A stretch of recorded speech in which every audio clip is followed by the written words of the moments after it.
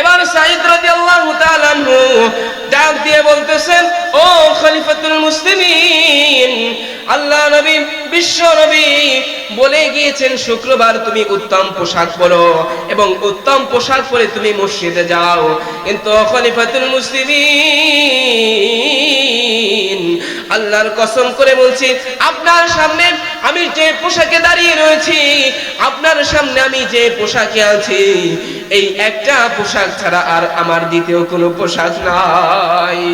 এবার সাঈদ রাদিয়াল্লাহু তাআলা আনহু খলিফাতুল মুসলিমিনকে ডাক দিয়ে বলো, খলিফাতুল মুসলিমিন, আল্লাহর নবী বিশ্ব নবী রাহমাতুল লিল আলামিন বলে গিয়েছেন তোমরা শুক্রবারে উত্তম পোশাক পরো, তোমরা সুন্দর শুক্রবার আতর মিশ্রিত হয়ে মসজিদের দিকে যাও।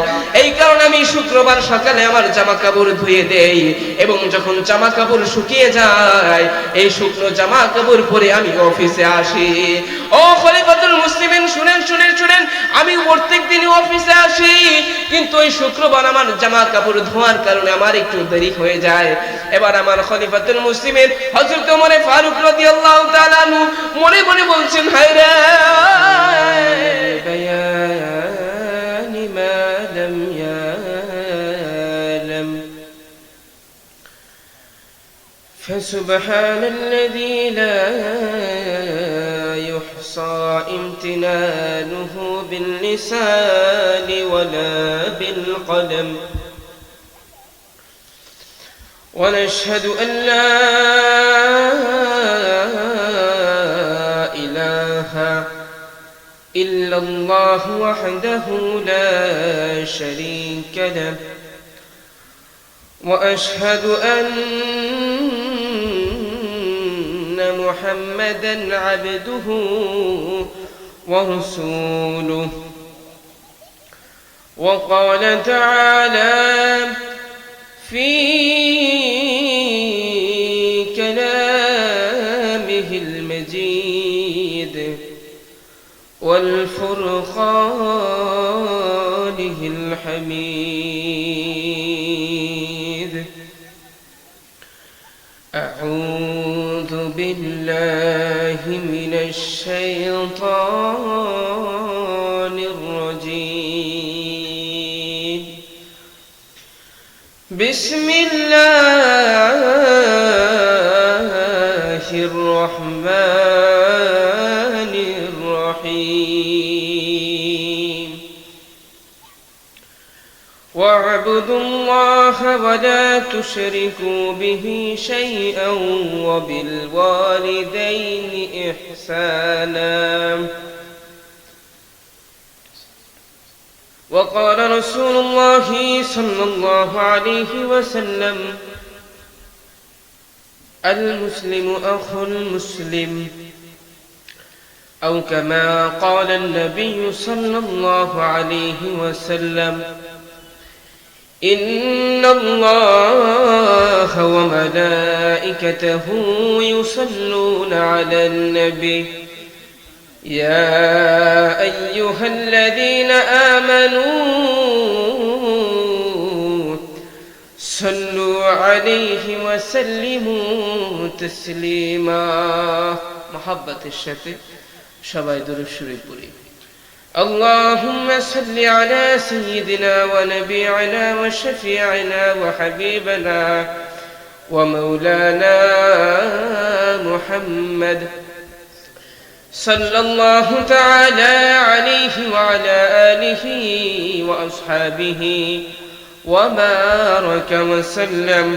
محبة الشهد আমার বাড়ি বাংলাদেশে, নবীর বাড়ি মদিনায়। আল্লাহ তুমি একবার হলে নিও সোনার মদিনায়। আল্লাহুম্মা, মহব্বতের সাথে জবান খুলে রাসূলের শানে দুরূদ পড়ি।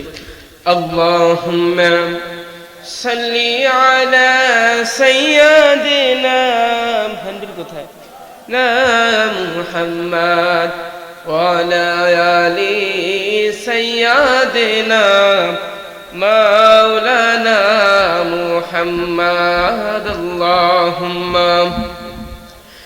صل على سيدنا مولانا محمد وعلى آل سيدنا مولانا محمد একদিন মাটির ভিতরে হবে ঘরে মুনামার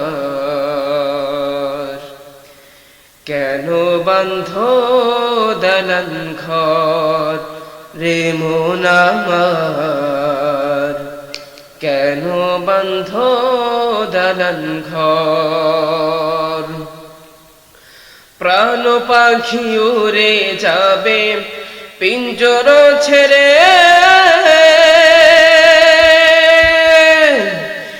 ধরা দামে সবই রবে তুমি যাবে চলে বন্ধু বান্ধব যত মাতা পিতা সবই সুত বন্ধু বান্ধব যত মাতা পিতা সবই সুত সকলি হবে তোমার ঘর রে মন আমার কেন বন্ধ দালান ঘর রে মন আমার কেন বন্ধ দালান ঘর আলহামদুলিল্লাহ মুআজ্জাজ মুহতারাম সম্মানিত মুসল্লিয়ান কিরাম হযরত আবু বকর সিদ্দিক রাদিয়াল্লাহু তাআলা আনহু কারিমিয়া হাফিজিয়া মাদ্রাসার উদ্যোগে আয়োজিত এই বার্ষিক ওয়াজ মাহফিলের আজকের সম্মানিত সভাপতি জনাব মোহাম্মদ নজরুল ইসলাম সাহেব আজকে মাহফিলে আমার পূর্বে আলোচনা করেছেন আমার অত্যন্ত মহব্বতের বড় ভাই হাফেজ মাওলানা আব্দুল আজিজ সাহেব আমরা ছোটবেলাতে একসাথে পড়াশোনা করেছি এবং তিনি এক কর্মে এখন আছে আমি আর এক কর্মে আছি তবে আমাদের মধ্যে ভালোবাসা হৃদ্রতা সেই আগের মতনই আছে আজকে প্রধান বক্তা হিসাবে যিনি আলোচনা করবেন তিনি হচ্ছে আমার আরো মহব্বতের বড় ভাই মাওলানা আবু সালেহ কারিমি সাহেব আমরা বরিশালে পাশাপাশি থাকি মাঝে মধ্যে ওনার মসজিদেও যাই কথাবার্তা হয় ভালোবাসা মোহাব্বত এখনো আছে তার সাথে আজকে আসবে তার আলোচনা শুনে আখেরি মোনাজাত শেষ করে আপনারা যাবেন ইনশাআল্লাহ যাবেন না ইনশাআল্লাহ আজকের মাহফিলে উপস্থিত রয়েছেন আমার সামনে আমার বৃদ্ধ বাবাজিরা সমবয়স্ক যুবক ভাইরা এবং পর্দার আড়াল থেকে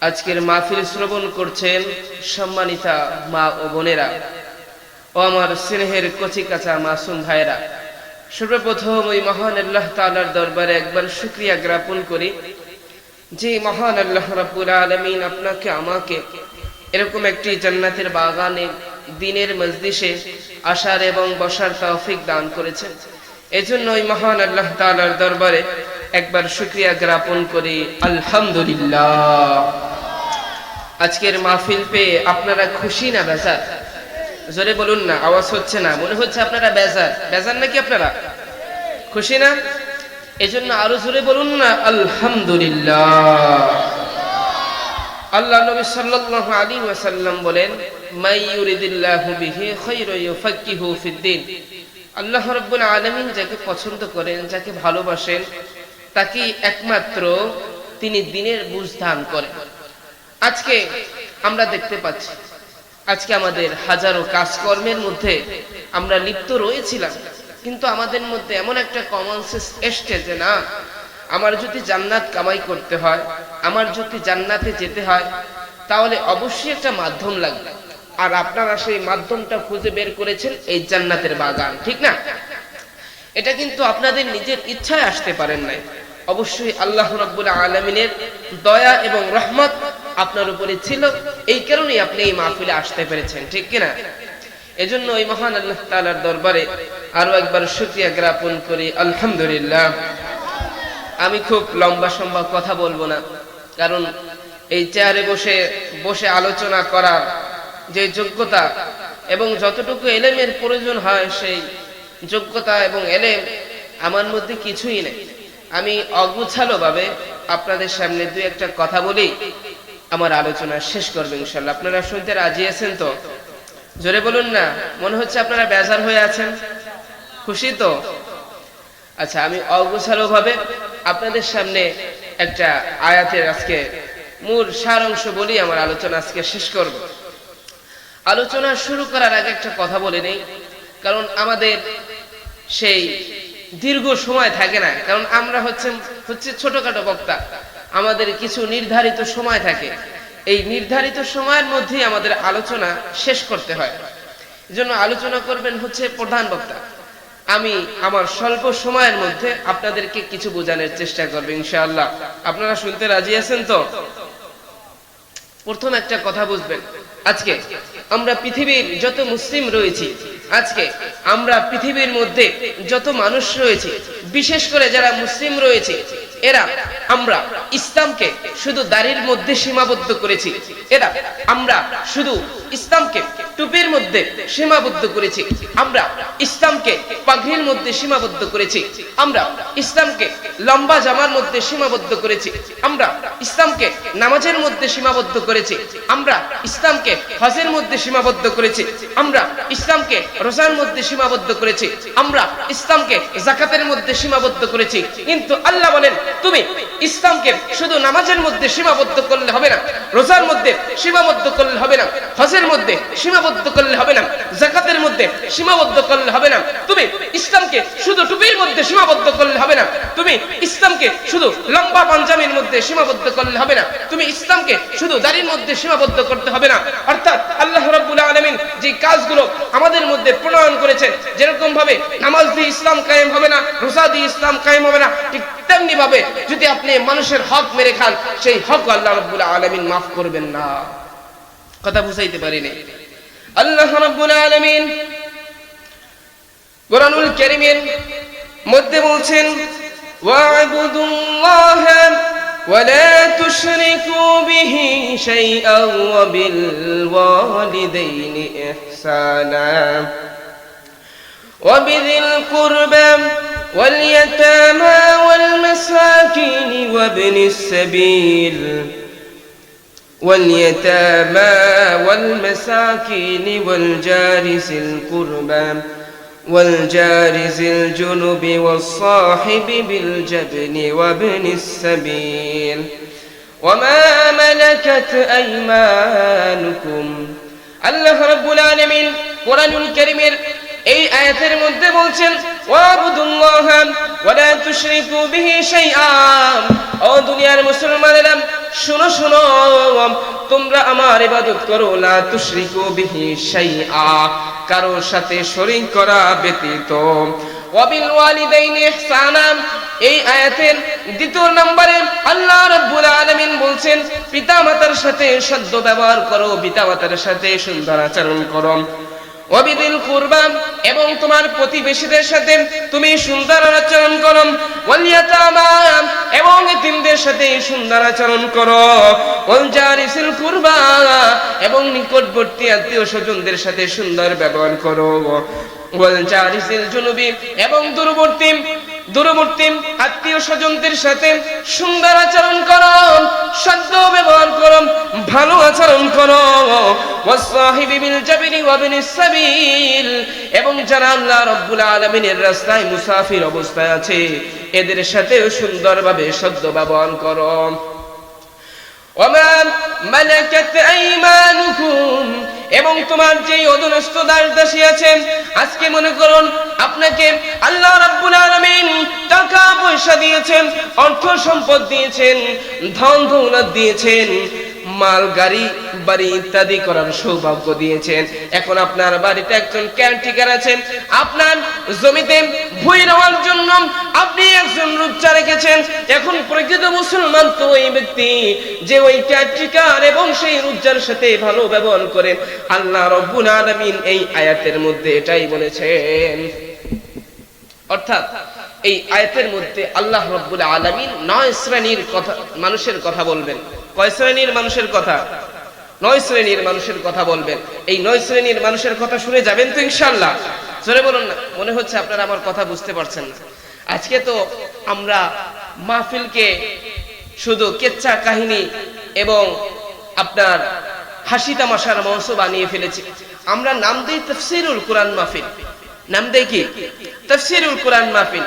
কিন্তু তাফসীরুল কোরআন মাহফিলের তাও এখন বর্তমান মাহফিলে আমরা দেখছি না, তাও দেখছি না। বক্তা আসে, এক বড় ঘটনা নেয়, না কান বুঝে একেবারে শুনে, এরপর আর কোনো শ্রোতাদেরও খবর নাই, বক্তারও খবর নাই। শেষে যখন জিজ্ঞেস করে, ভাই আজকে মাহফিলে কি বুঝছেন? ভাই এক সের বুঝছি। কি বুঝছেন ভাই? এক সের বুঝছি। এক সেরটা বুঝছেন? এক সের বুঝছি। আসলে উনি কিছুই বোঝে নাই। এজন্য মাহফিলটা আমাদের আমলের জায়গা বানাতে হবে। কিসের জায়গা বানাতে হবে? আমলের জায়গা বানাতে হবে। আজকে এই 9 শ্রেণীর মানুষের, অর্থাৎ এই 9 শ্রেণীর মানুষের মধ্যে আল্লাহ রাব্বুল আলামিন বান্দার হকের কথা বলেছেন। আজকে সেই বান্দার হকের ব্যাপারে আপনাদের সম্মুখে কয়েকটা আলোচনা করে আমার আলোচনা খতম করব ইনশাআল্লাহ। আল্লাহ রাব্বুল আলামিন অপর আয়াতের মধ্যে বলছেন, ওয়াল্লাযীনা ইউযুনাল মুমিনিনা ওয়াল মুমিনাতি বিগাইরি মা কাতাসাবু ফাকাদ ইহতামালু বুহতানা ওয়া ইসমান মুবিনা।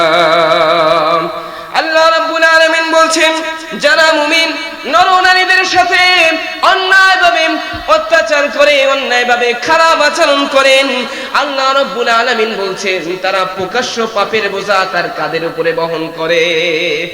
অর্থাৎ যারা অন্যায়ভাবে দেশ চালাবেন, যারা অন্যায়ভাবে মানুষের সাথে জুলুম করবেন, এদের ব্যাপারে আল্লাহ রাব্বুল আলামিন হুঁশিয়ারি দিয়েছেন। কিন্তু আজকে আমাদের সমাজের মধ্যে দেখছি, কি দেখছি? বিগত 16 বছর আমরা দেখেছি, যে যত বড় জুলুম করতে পারে, যে যত অন্যায় অত্যাচার করতে পারে, সে তত বড় শাসক হয়ে যায়। ঠিক না? আমরা তো সমাজের মধ্যে সেগুলোই দেখছি। ইনশাআল্লাহ আপনারা দোয়া করতে থাকেন, একটা সময় এই বাংলাদেশের আঙিনায় ইসলামের পতাকা উত্তোলন হবে ইনশাআল্লাহ। আপনারা চান না? ইনশাআল্লাহ বাংলাদেশ থেকে স্বৈরাচার মুক্ত হয়েছে। আস্তে আস্তে এই পৃথিবীর মানচিত্র থেকে স্বৈরাচার গুলো মুক্ত হচ্ছে। আমরা দেখতে পেয়েছি আফগানিস্তানে স্বৈরাচার মুক্ত হয়েছে, ইসলামের পতাকা উত্তোলন হয়েছে। আমরা দেখতে পেয়েছি সিরিয়ায় আপনার স্বৈরাচার মুক্ত হয়েছে, ইসলামের পতাকা উত্তোলন হয়েছে। আমরা দেখতে পেয়েছি বাংলাদেশ থেকে স্বৈরাচার মুক্ত হয়েছে। ইনশাআল্লাহ এখন এমন একটা বাংলাদেশ হবে, যেই বাংলাদেশের রাজ হবে কোরআনের রাজ। আপনারা চান কি চান না? চান। ইনশাআল্লাহ হবে যদি আপনারা উলামায়ে কেরামের সাথে পাশে থাকেন, যদি আপনারা ইসলামিক আন্দোলন হযরতে পীর সাহেব চরমরায়ের সাথে থাকেন, এই দেশে ইসলাম কায়েম হবে।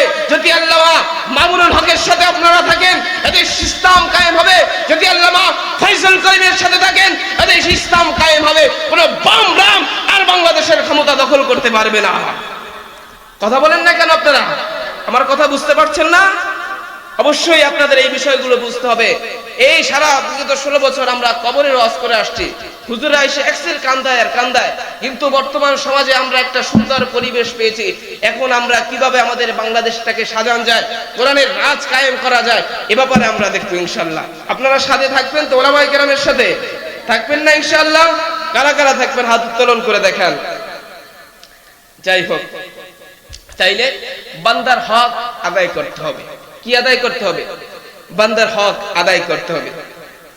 আল্লাহ নবী, বিশ্ব নবী রাহমাতুল লিল আলামিন হাদিসের মধ্যে বলেন, আনাবি হুরায়রা রাদিয়াল্লাহু তাআলা আনহু قال رسول الله صلى الله عليه وسلم والله لا يؤمنوا والله لا يؤمنوا والله لا يؤمنوا।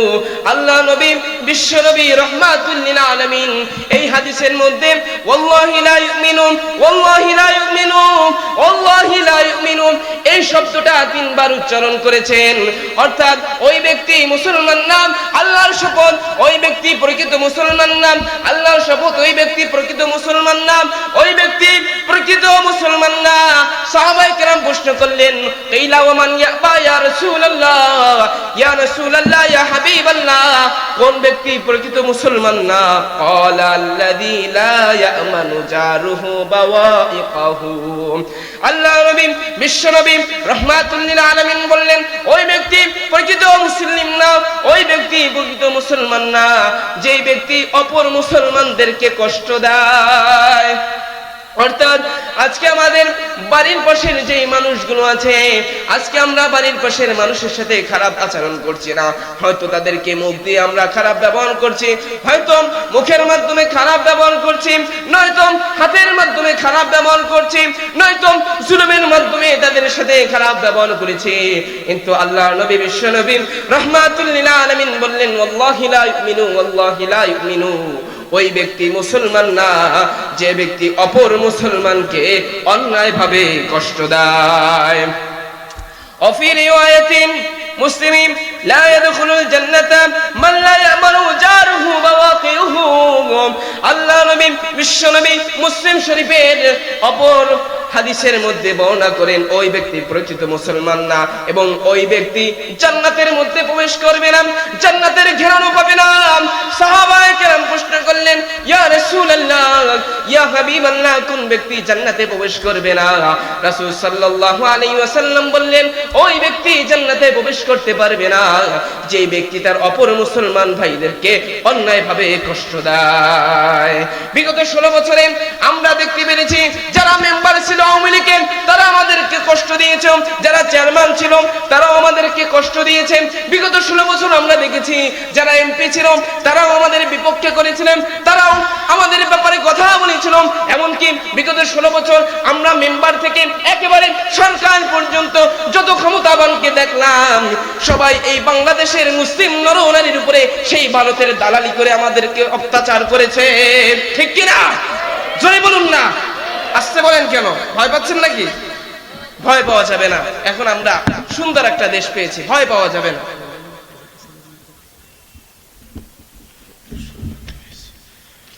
এরপরে আল্লাহ নবী, বিশ্ব নবী রাহমাতুল লিল আলামিন অপর হাদিসের মধ্যে বলছেন, মা সালিমাল মুসলিমুনা মিন লিসানিহি ওয়া ইয়াদিহি। আল্লাহ নবী, বিশ্ব নবী রাহমাতুল লিল আলামিন বললেন, মা সালিমাল মুসলিমুনা মিন লিসানিহি ওয়া ইয়াদিহি, প্রকৃত মুসলমান তো ওই ব্যক্তি যেই মুসলমানের জবান এবং হাত দ্বারা তার অপর মুসলমান ভাই নিরাপদ থাকে। প্রকৃত মুসলমান কোন ব্যক্তি? যার জবান এবং হাত দ্বারা অপর মুসলমান নরনারী আপনার কি থাকে? নিরাপদ থাকে। আজকে আমরা সমাজের মধ্যে দেখতে পাচ্ছি যে আমরা যখন চায়ের দোকানে গিয়ে বসি তখন বাস একটা কথা, প্রথমে একজনে এসে বসে, একজন এসে বসার পর একটা কথা উঠেন, এরপর অপর একজন আসার পরেই বাস কথা শুরু হয়ে যায়। তখন যাইকে অমুকের বাড়ির বারান্দায় কি হয়েছে, অমুকের বাড়ির ঘরের মধ্যে কি হয়েছে, অমুকের মেয়ের কি হয়েছে, অমুকের ছেলের কি হয়েছে, এই নিয়ে তারা আপনার চায়ের দোকানে, চায়ের স্টলের সামনে বসে শুধু মানুষের গীবত বলে। এটা হচ্ছে মুখের দ্বারা মানুষকে কষ্ট দেওয়া। এটা হচ্ছে কি দ্বারা? মুখের দ্বারা কষ্ট দেওয়া। হাতের দেওয়া কষ্ট দেওয়া কি? হাতের দেওয়া কষ্ট দেওয়ার মানে হচ্ছে আপনি কাউকে অন্যায়ভাবে অত্যাচার করেছেন, জুলুম করেছেন, আপনি অন্যায়ভাবে কাউকে একটা থাপ্পড় দিয়েছেন, এটা হচ্ছে হাতের মাধ্যমে জুলুম করা, অত্যাচার করা। তাইলে আজকে থেকে এই মাহফিল থেকে আমরা ওয়াদা করব, আমরা জবান দিয়ে, মুখ দিয়ে, হাত দিয়ে, অর্থাৎ কোনো কিছু দ্বারা আমরা কাউকে কষ্ট দিব না। কারণ কিয়ামতের দিনে যখন কিয়ামতের ময়দান কায়েম হয়ে যাবে, তখন যখন মানুষগুলো যখন আল্লাহ রাব্বুল আলামিনের সামনে উপস্থিত হয়ে যাবে, আল্লাহ রাব্বুল আলামিনের সামনে যখন মানুষগুলো উপস্থিত হয়ে যাবেন, আল্লাহ রাব্বুল আলামিন তার মুখের উপরে সিল মেরে দিবেন, মুখের উপরে সিল মেরে দিবেন।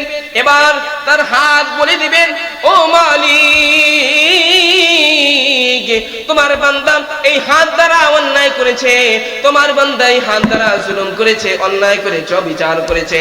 পা জবাব দিয়ে দেবেন, ও মালিক, দুনিয়ার জমিনে তুমি তোমার বান্দাকে যে পা দিয়েছিলে, সেই পা দিয়ে অমুক জায়গায় বেশ্যাখানায় গিয়েছে, অমুক জায়গায় গিয়ে বেশ্যাখানায় গিয়েছে, সিনেমার হলে গিয়েছে, অন্যায়ভাবে অত্যাচারভাবে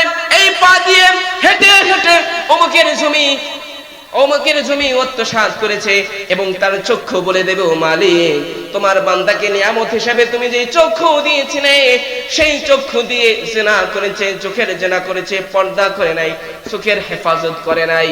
অর্থাৎ কিয়ামতের ময়দানে আপনার মুখের কাছে জিজ্ঞাসা করা লাগবে না, আল্লাহ রাব্বুল আলামিন আপনার প্রত্যেকটা অঙ্গ প্রত্যঙ্গ থেকে আল্লাহ রাব্বুল আলামিন হিসাব নিয়ে নেবেন।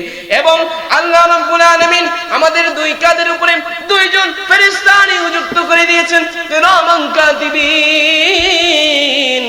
আপনি ফজরের পর থেকে ঘুমানোর আগ পর্যন্ত যাই করেন না কেন, ওই কিরামান কাতিবিন সঙ্গে সঙ্গে তা লিখে রাখেন।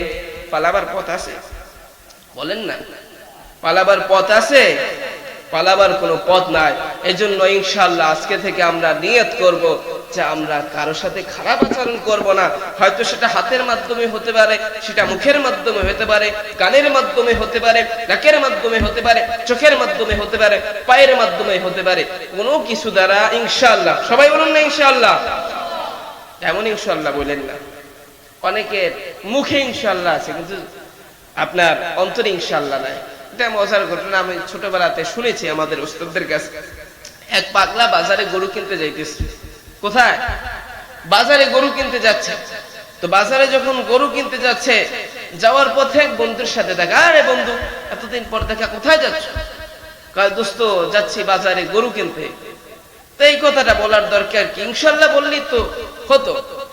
কয়, বন্ধু বাজারে গরু আছে, পকেটে টাকা আছে, ইনশাআল্লাহর দরকার কি? কত বড় কথা! বাজারে গরু আছে, পকেটে টাকা আছে, ইনশাআল্লাহ দরকার কি? এই কথা বলে। বাজারে গেছে, বাস পকেট মাইরে দিয়েছে, পকেট কেটে নিয়ে গেছে, টাকা চলে নিয়ে গেছে। আসার পথে আবার বন্ধুর সাথে দেখে। বন্ধু গেলা, বলে পকেটে টাকা আছে, বাজারে গরু আছে। গরু কোথায়? গরু কেনার লোক তো গেলা বাজারে। কয়, দোস্ত ইনশাআল্লাহ টাকা চুরি হয়ে গেছে।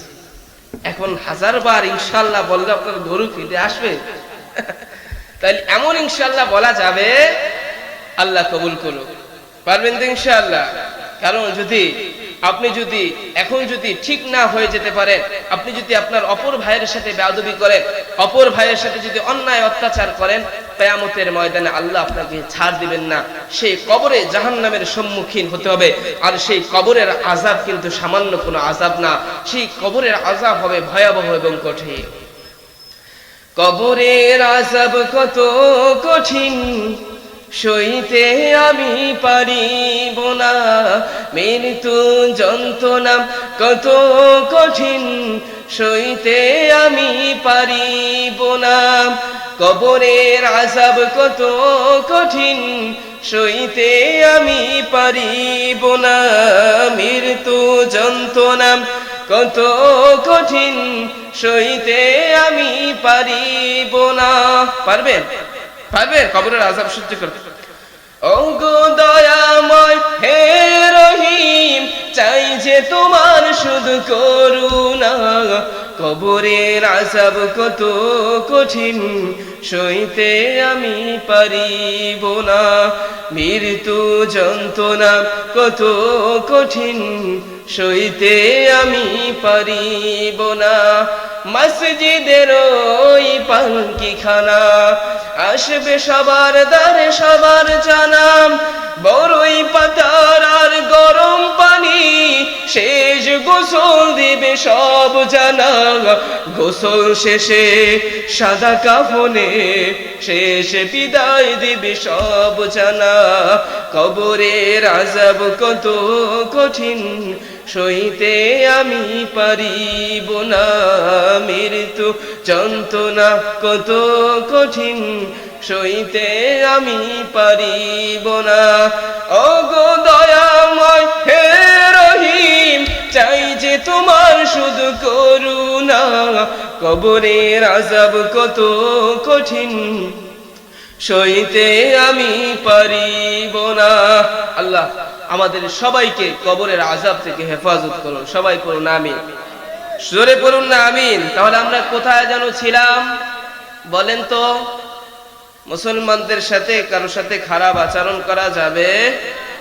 কারণ আল্লাহ রাব্বুল আলামিন বলেন, ওয়াল্লাযীনা ইউযুনাল মুমিনিনা المؤمنات بغير ما اكتسبوا فقد احتملوا بهتانا وإثما مبينا আল্লাহ রাব্বুল আলামিন বলছেন যারা মুমিন নরনারী যারা মুমিন হয়ে গিয়েছো যারা দুনিয়ার জমিনে আছো তোমার অপর মুসলমান ভাইকে অপর সহধর্মিণীকে তোমরা অন্যায়ভাবে কষ্ট পৌঁছায়ো না কারণ অন্যায়ভাবে যদি কষ্ট পৌঁছাও আল্লাহ রাব্বুল আলামিন কিয়ামতের ময়দানে তোমাদেরকে ছাড় দিবেন না আল্লাহ নবী বিশ্ব নবী রাহমাতুল লিল আলামিন হাদিসের মধ্যে বলেন আন আব্দুল্লাহ উমর ইবনে আসিম রাদিয়াল্লাহু আনহু قال قال رسول الله صلى الله عليه وسلم من احب ان يزحزح عن النار ويدخل الجنه আল্লাহ নবী বিশ্ব নবী রাহমাতুল লিল আলামিন বলেন ও মুসলমান শোনো শোনো শোনো তোমরা যদি কেউ জান্নাতে যেতে চাও যদি তোমরা কেউ জান্নাতে যেতে চাও তাহলে সে যেন এমন অবস্থায় মৃত্যুবরণ করে ওয়া হুয়া ইউমিনু বিল্লাহ সে যেন সেই অবস্থায় ঈমান অবস্থায় থাকে কি অবস্থায় থাকে সে ঈমান অবস্থায় থাকতে হবে তাইলে ঈমান অবস্থায় এখন শিরক করা যাবে আমি ওই আলোচনার দিকে যাব না তাইলে মোট কথা বুঝবো কুল হুয়াল্লাহু আহাদ আল্লাহুস সামাদ লাম ইয়ালিদ ওয়া লাম ইয়াকুল লাহু কুফুয়ান আহাদ অর্থাৎ আল্লাহকে এক মানতে হবে আল্লাহর সাথে কাউকে শরীক করা যাবে না আল্লাহর কোনো ছেলে নাই আল্লাহর কোনো সন্তান নাই আল্লাহ এক ওয়ালিদিউ আশহাদু আল্লা ইলাহা ইল্লাল্লাহু وأشهد أن محمدا عبده ورسوله الله আল্লাহর উপরে কোনো মাবুদ নাই আল্লাহ রাব্বুল আলামিন আমাদেরকে বানিয়েছেন এবং আল্লাহ দ্বিতীয় আল্লাহ এক এবং ওই আল্লাহ রাব্বুল আলামিনের ইবাদত আমাদের করতে হবে পারবো তো ইনশাআল্লাহ ওয়াল ইয়াউমিল আখির এবং আখিরাতকে বিশ্বাস করতে হবে আল্লাহ রাব্বুল আলামিন আখিরাতে যেই জান্নাত আমাদের জন্য বানিয়ে রেখেছেন আখিরাতে যেই জাহান্নাম বানিয়ে রেখেছেন এই জান্নাত জাহান্নামের উপরে বিশ্বাস রাখতে হবে এরপরে আল্লাহ নবী সাল্লাল্লাহু আলাইহি ওয়াসাল্লাম বলেন ওয়ালিয়াতিলান নাস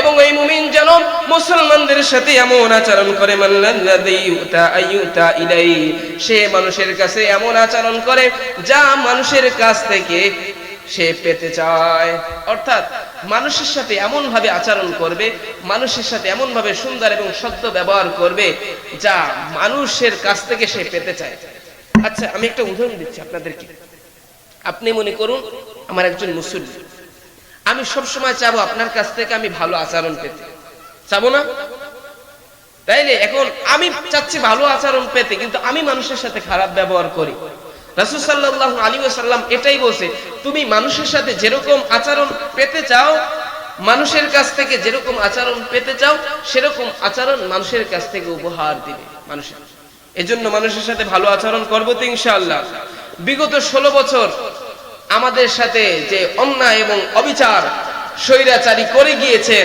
এর প্রতিদান এখন মানুষ কিন্তু দিচ্ছে ঠিক না কথা বলেন ঠিক কি না ওই দিন দেখলাম বুধবার ধানমন্ডি 32-এ যখন শেখ মুজিবের বাড়ি যখন ভেঙে চুরমার করে দিচ্ছিল আমাদের হাসিনা আপা উনি আপনার মনে করুন রেকর্ড ফাঁস করেছে যে বাড়িটার কি দোষ ছিল আমি কি দেশের মানুষের জন্য একটুই কিছু করি নাই আমার কি দোষ ছিল এখন আমরা বলবো আল্লামা মামুনুল হকের কি দোষ ছিল আমরা বলবো আবু সাঈদের কি দোষ ছিল আমরা বলবো মুগ্ধের কি দোষ ছিল আমরা বলবো এ বাংলার জমিনে যিনি 50 বছরের বেশিও কোরআনের তাফসীর করেছেন আল্লামা আব্দুল্লাহ রাসূল সাঈদীর কি দোষ ছিল আমরা বলবো আল্লামা সাখাওয়াত হোসেন রাজির কি দোষ ছিল আমরা বলবো রফিকুল ইসলাম মাদানির কি দোষ ছিল আমরা বলবো এ বাংলার জাতি যখন 5 মে যখন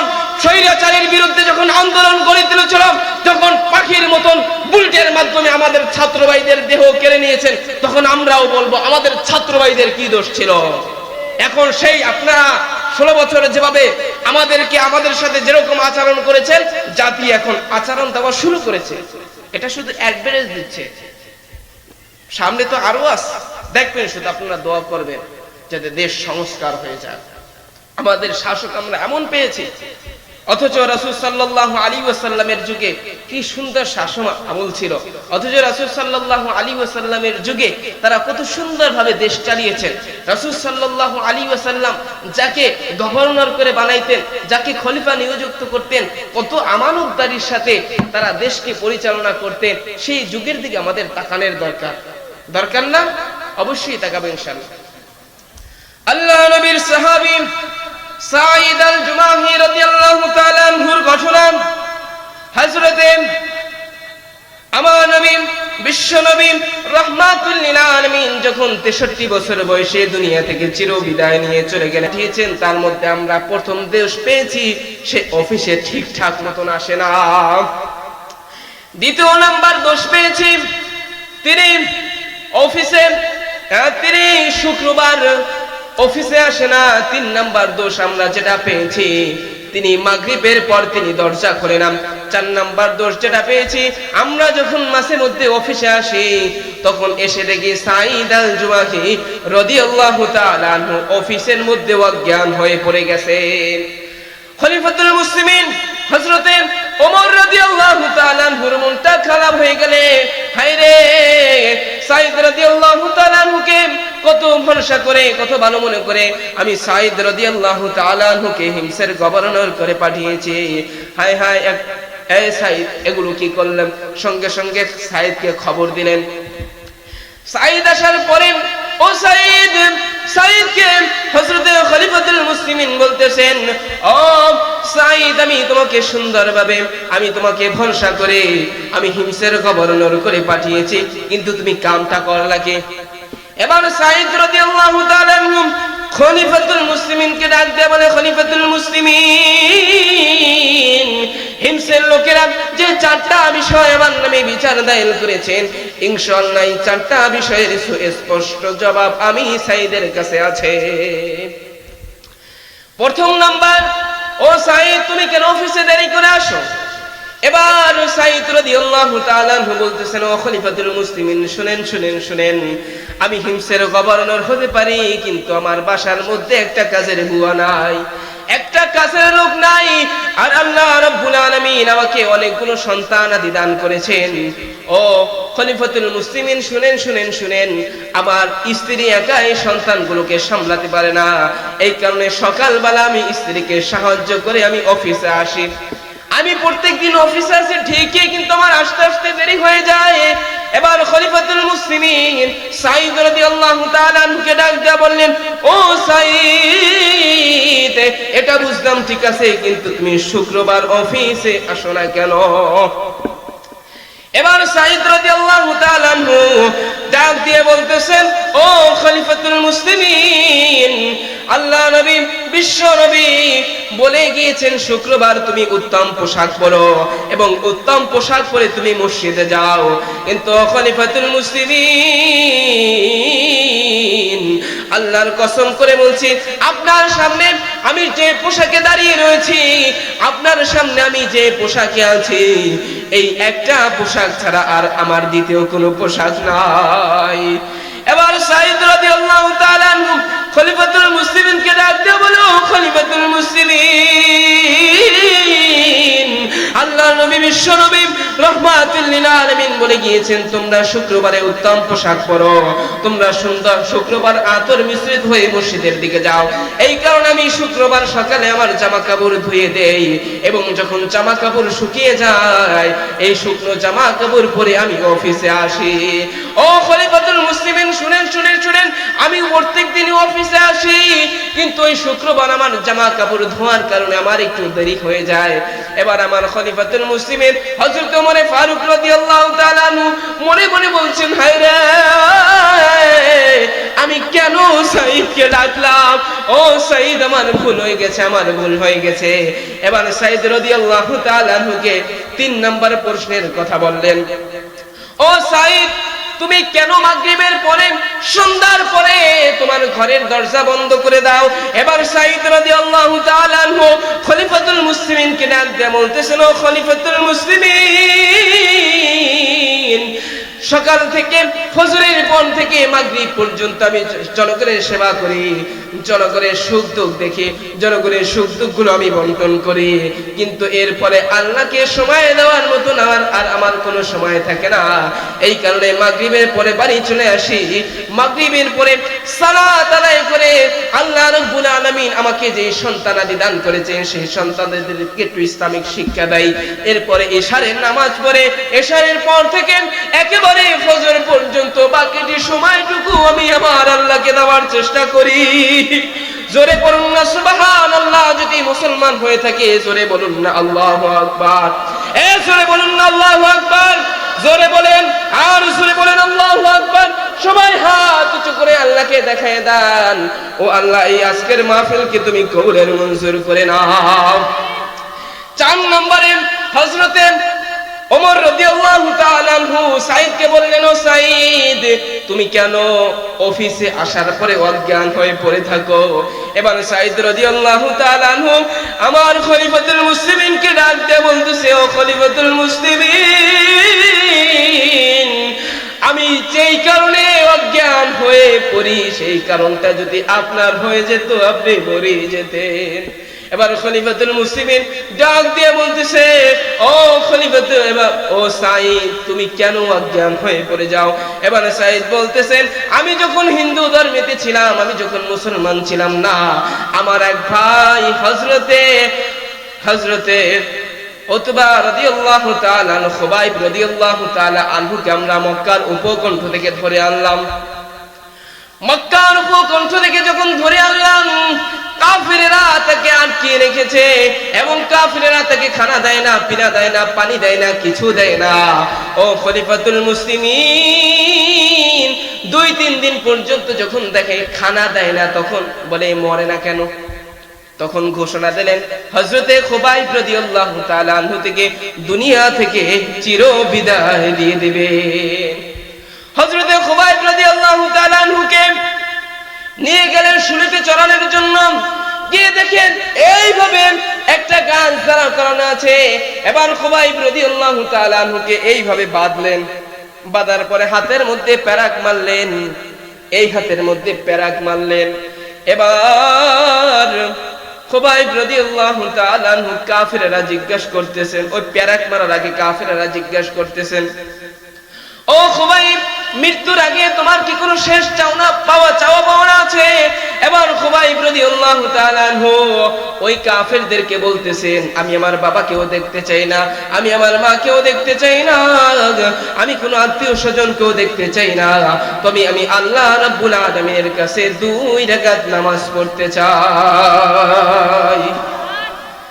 আমরা যখন ফাঁসির আসামি দেখি, ফাঁসির আসামিদেরকে আপনি যদি জিজ্ঞেস করেন আপনার শেষ পাওনা আছে কি, বলবেন আমি ভালো মন্দ খেতে চাই, আমি আমার বাবাকে দেখতে চাই, আমি আমার মাকে দেখতে চাই, আমি আমার বোনকে দেখতে চাই, আমি আমার ছেলেকে সন্তানদেরকে দেখতে চাই। কিন্তু হযরতে খুবাইব রাদিয়াল্লাহু তাআলা আনহু এটাও মায়ের কথাও বললেন না, বাবার কথাও বললেন না, দাদার কথাও বললেন না, আত্মীয় স্বজনের কথা কারো কথা বললেন না। খুবাইব রাদিয়াল্লাহু তাআলা আনহু বললেন, আমি আল্লাহর আরশের নিচে 2 রাকাত নামাজ পড়তে চাই। খুবাইব রাদিয়াল্লাহু তাআলা আনহু নামাজটা শেষ করে দিলেন, তাড়াতাড়ি নামাজ শেষ করলেন। এবার কাফিরেরা জিজ্ঞাসা করলেন, ও খুবাইব শুনো, তুমি এত তাড়াতাড়ি নামাজ শেষ করলে কেন? এবার খুবাইব কাফিরদেরকে ডাক দিয়ে বলেন, ও কাফিরেরা শুনো, আমি নামাজের মধ্যে এত মজা পেয়েছিলাম, আমি চাইলে সারাটা দিন নামাজের মধ্যে ব্যয় করে দিতে পারতাম, কিন্তু তোমরা মনে করবে মুসলমানেরা মৃত্যুর ভয়ে নামাজ দীর্ঘ করে দেয়, মুসলমানেরা মৃত্যুর ভয়ে নামাজ দীর্ঘ করে দেয়, এই কারণে আমি নামাজ আর দীর্ঘ করি নাই, আমি নামাজ সংক্ষিপ্ত করে দিয়েছি। আজকে সেই খুবাইবের মতন ঈমান থাকতে হবে। আজকে মুসলমানগুলোকে ভয় করে, আজকে মুসলমানগুলোকে ভয় করে, কিন্তু আপনি তাকান ওমর ফারুকের দিকে, আপনি তাকান আবু বকরের দিকে, আপনি তাকান খুবাইবের দিকে, এরা ইসলামের জন্য জান দিয়েছে, মাল দিয়েছে, জান দিয়েছে, বাপকে কুরবান করেছে, মাকে কুরবান করেছে, কিন্তু বেঈমান এবং নাস্তিকদের সামনে মাথা নত করে নাই। এই সামান্য সময় খুবাইব রাদিয়াল্লাহু তাআলা আনহু আরেকটু ঘটনা আপনাদেরকে শোনাই আমার আলোচনা শেষ করব ইনশাআল্লাহ। এবার খুবাইব রাদিয়াল্লাহু তাআলা আনহুকে বেঁধে ফেললেন। এবার বেঁধে ফেলার পরে খুবাইব রাদিয়াল্লাহু তাআলা আনহুর উপরে যেরকম ভাবে মুরব্বা বানায় তরোয়াল দিয়ে খুবাইব রাদিয়াল্লাহু তাআলা আনহুর শরীরের উপরে সেইভাবে আপনার অত্যাচার শুরু করে দিল। খুবাইব রাদিয়াল্লাহু তাআলা আনহু মাথাটা এইভাবে নিচু করে দিয়েছেন আর আল্লাহর নামে জিকির করতেছেন। খুবাইব রাদিয়াল্লাহু তাআলা আনহুর জান যখন চলে যায় তখন এবার কাফিররা খুবাইব রাদিয়াল্লাহু তাআলা আনহুকে বললেন, ও খুবাইব শুনো, আমি তোমার জানকে ভিক্ষা দিতে পারি, তুমি শুধু একবার তোমার মুহাম্মাদকে একটু গালি দাও। সঙ্গে সঙ্গে খুবাইব রাদিয়াল্লাহু তাআলা উত্তেজিত হয়ে গেলেন, রাগান্বিত হয়ে গেলেন এবং মুসলমান এবং খুবাইব রাদিয়াল্লাহু তাআলা আনহুর মুখের মধ্যে যে থুতুগুলো ছিল সঙ্গে সঙ্গে খুবাইব রাদিয়াল্লাহু তাআলা আনহু সেই থুতুগুলো ওই কাফিরের মুখে নিক্ষেপ করে দিয়েছেন। এবং খুবাইব বলতেছেন, ও কাফিররা শুনো, যেই জবানের গালির মাধ্যমে, যেই মুহাম্মদ সাল্লাল্লাহু আলাইহি ওয়াসাল্লামকে গালির মাধ্যমে আমার জীবন পাবো, সেই জীবন আমি চাই না। সুবহানাল্লাহ। রাসূলকে এত ভালোবেসেছেন, এত মোহাব্বত করেছেন তারা। তো এই খলিফাতুল মুসলিমিন হযরত সাঈদ রাদিয়াল্লাহু তাআলা আনহু খলিফাতুল মুসলিমিনকে বললেন, খলিফাতুল মুসলিমিন, সেই দৃশ্যটা আমি নিজের স্বচক্ষে দেখেছি এবং আমি সেই সময় কাফির ছিলাম। ওই দৃশ্যটা, আমার ভাই খুবাইবের দৃশ্যটা যখন আমার চোখে পড়ে যায় তখন আমি আর নিজের সেন্স রাখতে পারি না, আমি সেন্সলেস হয়ে জমিনে পড়ে যাই। সুবহানাল্লাহ। সেই ঈমানি চেতনা আমাদের মধ্যে থাকার দরকার আছে না নাই? सब छोड़ दूंगा, बाप को छोड़ दूंगा, माँ को छोड़ दूंगा, भाई को छोड़ दूंगा, लेकिन मोहम्मद सल्लल्लाहु अलैहि वसल्लम के बारे में कोई शख्स इल्जाम लगाए, अगर मोहम्मद सल्लल्लाहु अलैहि वसल्लम के बारे में कोई शख्स इल्जाम लगाए, जान कुर्बान कर दूंगा, माल कुर्बान कर दूंगा, लेकिन जो शख्स मेरे नबी के बारे में इल्जाम लगाए उसको मैं नहीं छोड़ूंगा इंशाअल्लाह। I love my prophet Muhammad sallallahu alaihi wasallam, রাসূল সাল্লাল্লাহু আলাইহি ওয়াসাল্লাম কে আমার জীবনের চাইতেও, আমার জানের চাইতেও ভালোবাসবো ইনশাআল্লাহ। পারবো না? ওয়া আখির দাওয়ানা আলহামদুলিল্লাহি রাব্বিল আলামিন। যতটুকু অগোছালো করে কথা বললাম, সর্বপ্রথম আমাকে এবং এরপরে আপনাদেরকে আমল করার তৌফিক দান করুন।